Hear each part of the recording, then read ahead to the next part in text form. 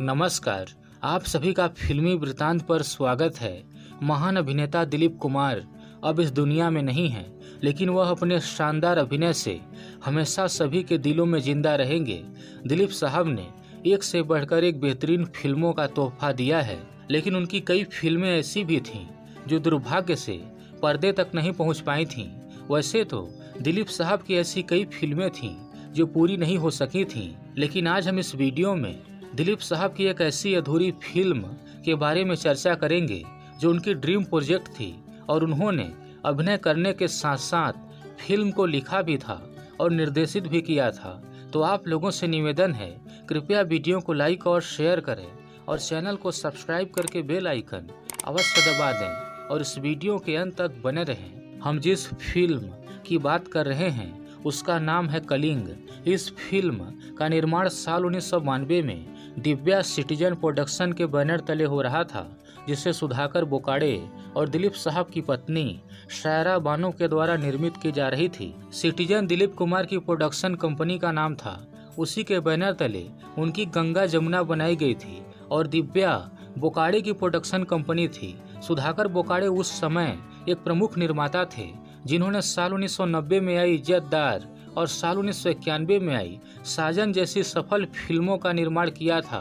Kalinga film की कहानी, पटकथा और संवाद दिलीप साहब के द्वारा लिखा गया था और वह फिल्म को निर्देशित भी कर रहे थे। वहीं इस फिल्म में दिलीप कुमार, राज बब्बर, मीनाक्षी ससांद्री, राज किरण, अमजद खान, रूपा गांगुली, शिल्पा शिरोडकर, शमी इत्यादि ने अपने अभिनय का जलवा बिखेरा था। इस फिल्म में संगीत दिया था कल्याण जी आनंद जी ने और गीत आनंद बख्शी के द्वारा लिखे गए थे।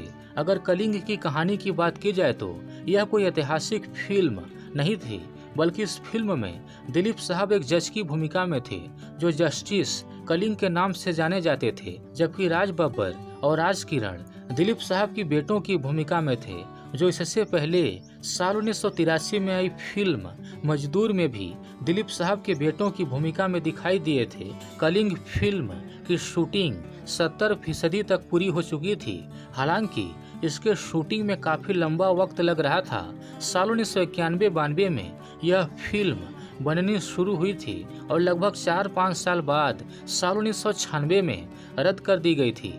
फिल्म के रद्द होने के पीछे वैसे तो कई कारण थे, लेकिन सबसे बड़ा कारण वित्तीय समस्या थी। दिलीप साहब को बड़ी इच्छा थी कि वह फिल्म का निर्देशन करें और उन्हें कलिंग को निर्देशित करने का अवसर मिला था, लेकिन उनकी इच्छा अधूरी रह गई थी। जब दिलीप कुमार कलिंग को लॉन्च करने की योजना बना रहे थे, उस वक्त धर्मेंद्र जी फिल्म में कोई भी एक भूमिका चाहते थे, क्योंकि दिलीप साहब के साथ काम करना उनका सपना था। हालांकि इससे पहले दिलीप साहब और धर्म जी 2 फिल्मों नासिर हुसैन की जबरदस्त और B.R. चोपड़ा की चाणक्य चंद्रगुप्त में एक साथ काम करने वाले थे, लेकिन दुर्भाग्य से यह दोनों फिल्में नहीं बन सकी थी। इसलिए धर्मेंद्र दिलीप कुमार के साथ कलिंग में काम करना चाहते थे और वह जीत पर अड़ गए कि मुझे कलिंग में एक भूमिका चाहिए।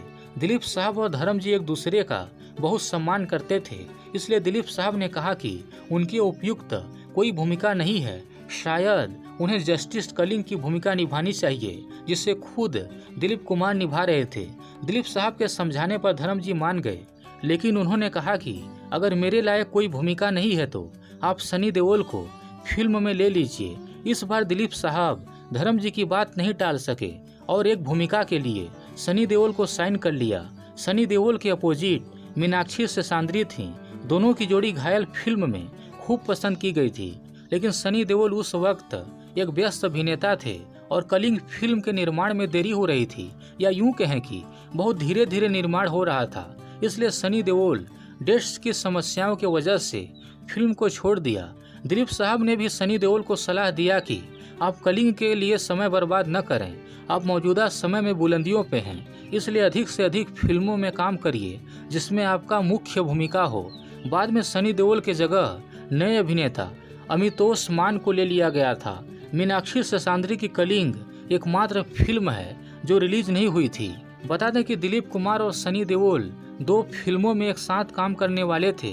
पहली बार साल 1982 में आई मशाल फिल्म में लेकिन उस वक्त धर्मेंद्र जी ने खुद मना कर दिया था, क्योंकि उनका मानना था कि सनी देओल अभी इतना परिपक्व नहीं हुए हैं कि वह दिलीप कुमार के साथ काम कर सकें।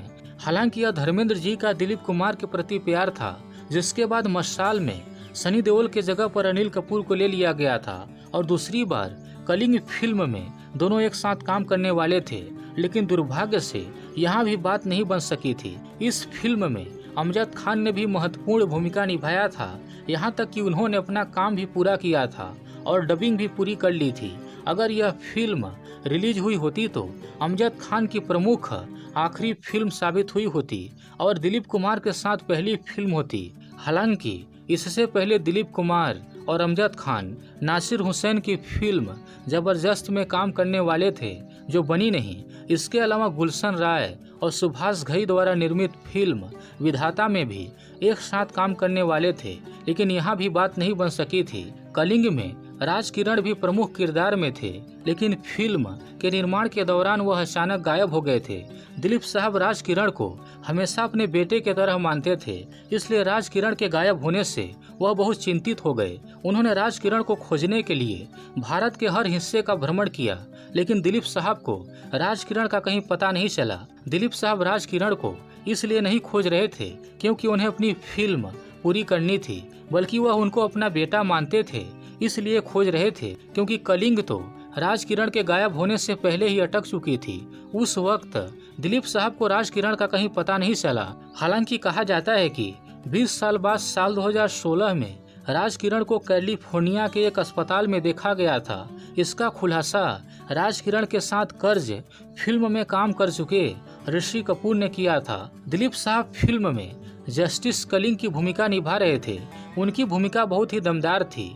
कलिंग के निर्माण के दौरान दिलीप साहब सभी बाहरी प्रस्तावों को अस्वीकार कर रहे थे, क्योंकि वह पूरा ध्यान कलिंग पर केंद्रित करना चाहते थे।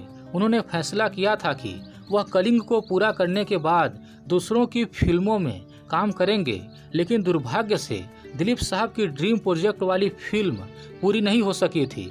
उस वक्त दिलीप साहब कलिंग को पूरा करने के चक्कर में सुभाष घई, BR चोपड़ा, इस्माइल श्रॉफ जैसे दिग्गज फिल्मकारों की फिल्मों को अस्वीकार कर दिया था। दिलीप कुमार साहब क्रिकेट के बहुत ही शौकीन थे। कलिंग के निर्माण के दौरान यदि कोई क्रिकेट मैच चल रहा होता तो वह सेट पर एक पॉकेट साइज रेडियो रखते थे और शूटिंग के बीच मैच सुनने के लिए रेडियो को अपने कानों पर रख लेते थे। एक बार जब वह सेट पर बैठकर कमेंट्री सुन रहे थे और अंत में उनकी पसंदीदा टीम मैच हार गई तो वह बहुत निराश हो गए थे और उनका मूड खराब हो गया था और फिर उन्होंने शूटिंग रद्द कर दिया और सभी से कहा कि आज की शूटिंग नहीं होगी, पैकअप कर लो। वास्तव में अगर दिलीप साहब के द्वारा अभिनीत, लिखित और निर्देशित फिल्म कलिंग रिलीज हुई होती तो यह दिलीप साहब की सबसे प्रमुख फिल्मों में से एक होती, इसमें कोई शक नहीं है। लेकिन 70% तक कंप्लीट होने के बावजूद दुर्भाग्य से यह फिल्म पर्दे तक नहीं पहुंच पाई और लोग इस शानदार फिल्म को देखने से वंचित रह गए। हालांकि अगर यह फिल्म जितनी बनी है उतनी भी आज रिलीज कर दी जाए तो लोग पसंद करेंगे। मित्रों, क्या कलिंग को रिलीज करना चाहिए और आप लोगों को दिलीप साहब की कौन सी फिल्म सबसे ज़्यादा पसंद है? कमेंट सेक्शन में ज़रूर बताएं। अगर हमारी मेहनत पसंद आई हो तो कृपया वीडियो को लाइक और शेयर करें और चैनल को सब्सक्राइब करना बिल्कुल ना भूलें। जय हिंद,